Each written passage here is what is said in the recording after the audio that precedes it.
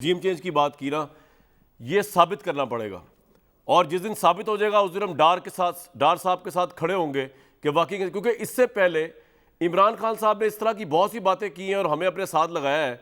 मसलन 35 पंक्चर उन्होंने कहा और उसके बाद जब आया वक्त बयान देने का तो उस वक्त वो आगे से उन्होंने ऐसा बड़ा यूटर्न मारा का सियासी बयान था।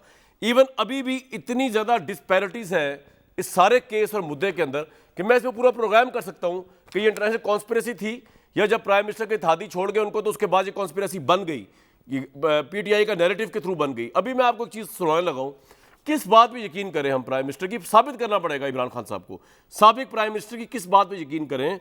अभी आप देखें कौम से खिताब में उन्होंने, पहले मैं आपको बताता हूँ कहा क्या और फिर जिसके मुतालिक कहा अपनी एमएनए के मुतालिक उन्होंने खुद तरदीद की प्राइम मिनिस्टर, साबिक प्राइम मिनिस्टर साहब की इसी कॉन्स्पिरेसी के ऊपर। किस बात पे यकीन करें भाई, उनकी समझाएं तो सही ना मुझे जरा। पहले सुनवाएं जी इमरान खान साहब ने क्या कहा। हमारी शंदाना हमारी एमएनए है, वो कहते जी हमें अमेरिकन एम्बेसी में बुला के उन्होंने बकायदा कहा कि ये अदम एतमाद आने लगी है इमरान खान के ऊपर, और उनसे बड़ी लंबी, यानी चंद मिले पहले उनको पता था कि आ रही है अदम एतमाद। ये शंदाना साहिबा जो हैं उन्होंने आके इमरान खान साहब के बयान की पुरजोर तरदीद की। उन्होंने बताया कि ना अमेरिकन एम्बेसी मेरी की मुलाकात हुई, ना किसी अदम एतमाद पे मुझे कॉन्फिडेंस मिली। जरा सुनवा दे शंदाना साहिबा ने क्या कहा। मुझे अमेरिका की एम्बेसी ने बुलाया, ये मुझे एक और एम्बेसी ने बुलाया था और उन्होंने मुझसे 1.5 घंटा बात की और 1.5 घंटा बाद में उन्होंने मुझसे काफी सारे सवाल पूछे, पीडीएम के बारे में पूछा, फिर उन्होंने पूछा कि पाकिस्तान का फ्यूचर किसके साथ है, कहाँ है। तो नेचुरली मैंने उनको सच बताया, ये अदम एतमाद के दायर करने के कुछ दिन बाद की बात है। तो उन्होंने मुझे ही नहीं कहा कि जब प्लीज आप पीटीआई को छोड़ दे, पीडीएम को सपोर्ट करें और आप हम चाहते कि खान साहब चले जाएंगे, ऐसा बिल्कुल भी नहीं था। ना उन्होंने खान साहब को छोड़ने की बात की, ना उन्होंने अदम एतमाद पे सपोर्ट की बात की, ना अमेरिकन एम्बेसी में जिस तरह इमरान खान साहब बता रहे थे बीइंग अ प्राइम मिनिस्टर कौम से खिताब करते हुए ये कहा। अब इसको हम गलत बयानी कहेंगे, झूठ कहेंगे, सच कहेंगे, गलत फहमी कहें, क्या कहेंगे। कुदरत की शान है इस वक्त के नवाज शरीफ बहुत खुश होंगे ऑब्वियसली, और नून लीग के बकौल उन्होंने बहुत बड़ा इंतकाम लिया है सियासी तौर पे इमरान खान साहब से, जिस शहबाज शरीफ को 1.5 साल जेल में डाला और उनके बेटे को भी जेल में डाला और अभी तक कुछ साबित नहीं हो सका। 3.5 साल से गवर्नमेंट जो है वो एहतसाब कर रही है। आज वही प्राइम मिनिस्टर बन चुके हैं शहबाज शरीफ साहब फेडरल में, और उनके साहबजादे हमजा जो हैं वो बनने जा रहे हैं सीएम पंजाब का। और अब बड़ी अहम बात होगी कि नवाज शरीफ साहब कितनी जल्दी वापस आएंगे और उनका इस्तकबाल जो होगा उसमें आई थिंक प्राइम मिनिस्टर और सीएम पंजाब शामिल होंगे जब उनको एयरपोर्ट पे लेने आएंगे। और इस पर भी हम बात करेंगे, लंदन से आपको बताएंगे क्या पॉइंट ऑफ व्यू चल रहा है। लेकिन चौधरी साहब, ये भी शोमई किस्मत है कि आज पीपल्स पार्टी की वोट से नून लीग के प्राइम मिनिस्टर मुंतखब हुए हैं, और जो सवाल मैंने डार साहब के सामने रखा था आपके सामने भी रख रहा हूँ, इनके पास भी मैंडेट नहीं था, 118 सीटें थी। इन्होंने जिस तरह मैनेज किया उसके बाद इनका हाल, जिन लोगों ने जो इनके साथ मिले थे इलेक्टेबल आज़ाद, उन्होंने हवा निकली तो इनको बेयारो मददगार छोड़ दिया। तो नून लीग के पास तो इतना भी मैंडेट नहीं था, 80, 83, 85 सीटें लेके आपको मिला लिया, फिर बाप को मिला लिया, फिर एमकेएम को मिला लिया, फिर आज़ाद मिला लिया, चूचू का मुरब्बा वाली गवर्नमेंट है। तो सर ये कौन सा मैंडेट है, कब तक चलेगा, कब इलेक्शन होंगे? चौधरी साहब कोई बताएंगे इस हुकूमत की क्रेडिबिलिटी के बारे में? देखिए, एक बुनियादी बात यह है कि इसमें तो ये होगा कि किस में कितना बड़ा हौसला है, क्योंकि इत्तेहादियों को साथ लेकर चलना तो बड़े हिम्मत और हौसले की बात होती है। हमने 125 मेंबरान के साथ 2008 से 13 तक का सफ़र तय किया था पाकिस्तान पीपल्स पार्टी ने, और पाकिस्तान पीपल्स पार्टी ने पहले दिन एक बात तय की थी कि हम कोई सिंगल हैंडेडली कोई चीज़ नहीं करेंगे। एक बिल्कुल, आप 18वीं तरमीम देखें तो यूनानिमस, एनएफसी अवार्ड देखें तो यूनानिमस। हम कोशिश करते थे कि सबको साथ मिलाकर डिस्कशंस करके आगाज़ हुकूक। लेकिन सर आप भी हर दूसरे दिन एमकेएम के हाथों ब्लैकमेल ही होते थे, आप याद होगा आपको। नहीं, वो ठीक है, लेकिन इत्तेहादियों की बहुत सारी बातें जायज़ भी माननी पड़ती हैं, बाज़ औक़ात नाजायज़ भी माननी पड़ती हैं। लेकिन आपके अंदर अगर हौसला है तो आप लेकर चल सकते हैं। ये पहले भी तो देखें ना, ये सारी पार्टियां जितनी भी आई हैं या आज़ाद अराकीन आए हैं, तो ये तो उन गवर्नमेंट का हिस्सा थे। लेकिन चौधरी साहब, अब आप एक और वो भी चूं का चौधरी साहब आप सही फरमा रहे हैं, आपने, मैं आप इस बात से एग्री करता हूँ। जरदारी साहब को उस दौरान मैंने इंटरव्यू भी किया था, उनसे काफ़ी मुलाकातें हुई थी when he was the president, और वो जो एमकेएम के मुतालिक उनके जज्बात थे वो ऑफ द रिकॉर्ड बता नहीं सकता, लेकिन वो वाकई बहुत मजबूर थे और उन्होंने ऑब्वियसली हुकूमत चलानी थी तो उनको सारी चीज़ें खुराफात भी बर्दाश्त करनी पड़ती हैं। लेकिन सर अब मुझे ज़रा ये बताइए ना कि ये जो कलंक और धब्बा पीटीआई ने लगा दिया आपके ऊपर जाते जाते, और ये इलेक्शन का मोमेंटम सेट कर दिया है, गद्दारी का, इंटरनेशनल कंट्रोवर्सी का, कॉन्स्पिरेसी का, अमेरिका का एजेंट बना दिया, इससे क्या आप लोगों की ज़्यादा सियासी बर्बादी नहीं हो जाएगी अब जब, और आप जितना और लोग कह रहे हैं कि आप इलेक्शन फौरन इसलिए भी नहीं करा रहे, एक तो आपने नैब में जो चेंजेस लेके आनी है अपने हिसाब से, और दूसरी इसलिए भी कि जो मोमेंटम चार्ज हो गया डार साहब की पार्टी का, वो अगर आज इलेक्शन हो जाए तो इमरान खान तो उड़ा के रख देंगे आपको, ये पीटीआई समझती है।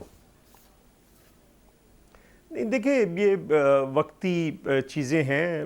मैं पॉलिटिक्स में बहुत लंबे अरसे से हूँ, एकदम जज्बात होते हैं, फिर स्लोली बातें ठंडी होती हैं। हमने भी ये सजेस्ट किया था शहबाज शरीफ साहब को कि आप सबसे पहले तो उस ख़त पे लेकर आए ना। अब आज ही जब कहा क्या है, सिक्योरिटी कमेटी में, नेशनल सिक्योरिटी कमेटी में लेकर जाएंगे। अभी उस तरह की तहकीकात में, और उसमें जो ख़त लिखने वाला है उसको बुलाया जाएगा, जो ट्रांसक्रिप्ट करने वाला है सबको बुलाया जाएगा। तो साथ ही अभी मैं पढ़ रहा हूँ कि वो उन्होंने बाइकआउट कर दिया है।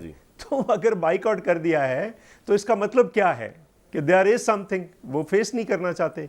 अब जो पहली नेशनल सिक्योरिटी कमेटी की मीटिंग हुई उसमें क्या उस सफीर को बुलाया गया? नहीं बुलाया गया जिसने लिखा है। लेकिन फिर दूसरी बात ये है कि मुझे ये नहीं बताया कि जब सीरिया का इशू आया, एक मिनट मुझे दीजिए जी, प्लीज फरमाएं। नहीं, ये तो देखिए, अगर जब सीरिया पे हमने कहा था कि हम वोट नहीं करते, जब सलाला पे हमने कहा था, अगर उस वक्त की केबल्स उठा के देख लें तो ये तो कुछ भी नहीं है। आपको बहुत सारी चीज़ें बर्दाश्त करनी पड़ती हैं। क्या इंडिया के अंदर जाकर डोनाल्ड लूड ने नहीं कहा कि अगर आपने रशिया के साथ ट्रेड की तो उसके सीरियस कॉन्सिक्वेंसेस इंडिया को फेस करने पड़ेंगे? आपको नहीं याद जब रॉ मटेरियल बैन किया था इंडिया ने ये कोविड के अंदर, तो ट्रंप ने क्या कहा था? तो दूसरी बात यह है कि आज आप अचानक अमेरिका के खिलाफ हो गए। कल तक तो आप ट्रंप के आगे पीछे भंगड़े डाल रहे थे, जुल्फकार अली भुट्टो बनने की कोशिश कर रहे हैं। आपने कौन सी ओआईसी के अंदर उनके मुफादात को नुकसान पहुंचाया?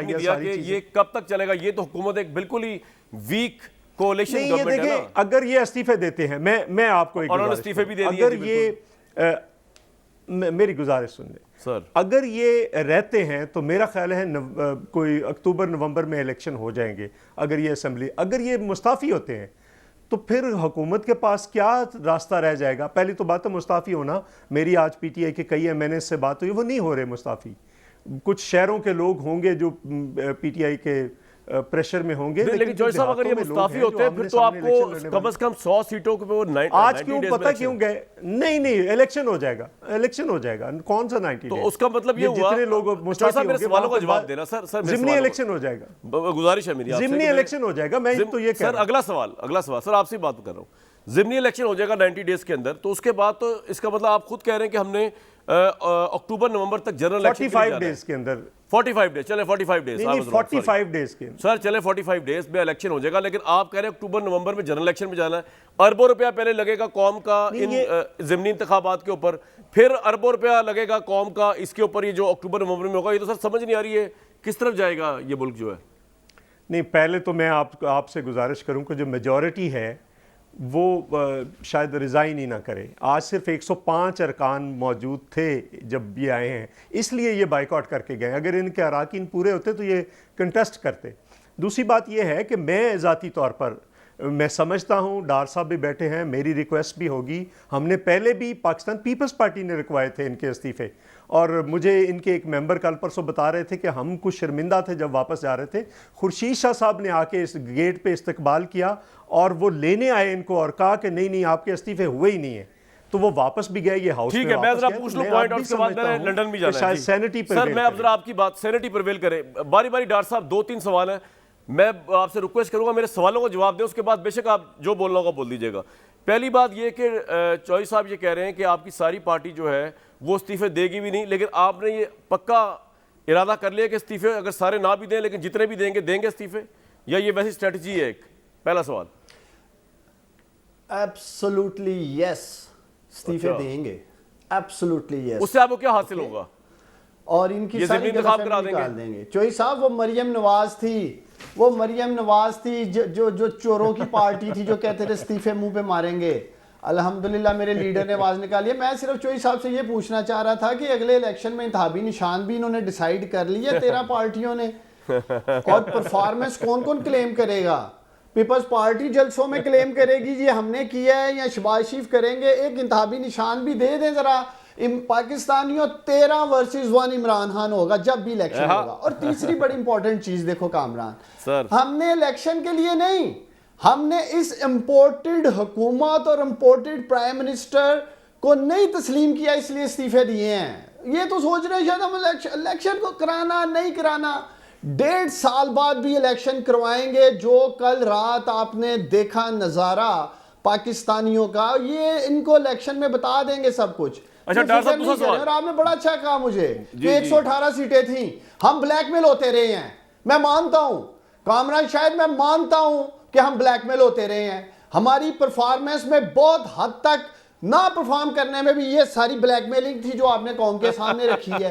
ये तो साखियां डे 1 से थी इमरान खान के पास। आप बिल्कुल ठीक कह रहे हो। आपने, मैं आपका शुक्रगुजार हूं मेरे भाई, आपने पर्दा उठा दिया है।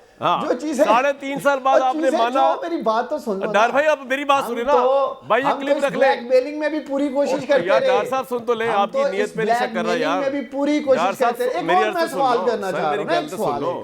एक सवाल तो सवाल साहब मेरा एक सवाल ले लें। मेरा भी एक पहले सवाल सर एक मिनट डॉक्टर साहब का भाई, ये वजीराबाद से एक मिनट चॉइस साहब, एक मिनट जरा चॉइस साहब सिर्फ एक सेकंड पहले डॉक्टर साहब का क्लिप रख लो। 3.5 साल बाद बिलाखिर जो वजारत उस्मान तो फारिग हुए ने, मन गए ने कि ਅਸੀਂ ਕਹਿੰਦੇ ਰਹੇ ਨੇ ਕਿ ਜਨਾਬ MQM है PMLQ है थादी इलेक्टेबल, ਇਹਨਾਂ ਦੇ ਹੱਥੋਂ ਬਲੈਕਮੇਲ ਹੋਣ ਤੇ ਬਜਾਏ बेहतर मैंने पता हूँ ए की गल कर रहे हैं, मैं तो इन्हों की गल कर रहा सी। ब्लैकमेल होने तो बजाय तुम ओपोजिशन में बह जाओ तो अज मान गए ने, कल यह भी मान जाओगे तुम इंशाअल्लाह कि बुजदार नूं लाना सब तो वड्डा, सब तो पैथेटिक डिसीजन सी। थोड़ी पार्टी तिधर बिधर हो गई। चॉइस साहब सवाल करो, फिर मैं लंदन जाना, लंदन की हो रहा है जी। फरमाओ चॉइस साहब की कह रहे हो, सवाल कर लो। सर मेरा इन्होंने इन्ना सवाल है कि वजीराबाद तो मैं गुजारिश करांगा नवी हुकूमत नूं कि वजीराबाद तो सियालकोट तक दी सड़क ते ठीक करा दे। ठीक है, ए तुसी इन्हां दे जख्मां नमक छिड़क रहे हो। चलो तुसी आ गए हो ना चोई साहब, तुसी हुण आ गए हो तो बनवा देना। हां ठीक है, 25 साल तो नहीं बनी। चलो ठीक है, कोई चलो 3 साल ते नहीं खराब हुई ना चोई साहब। अच्छा जी, अब जो असल विनर लोग ही सो नहीं बनी।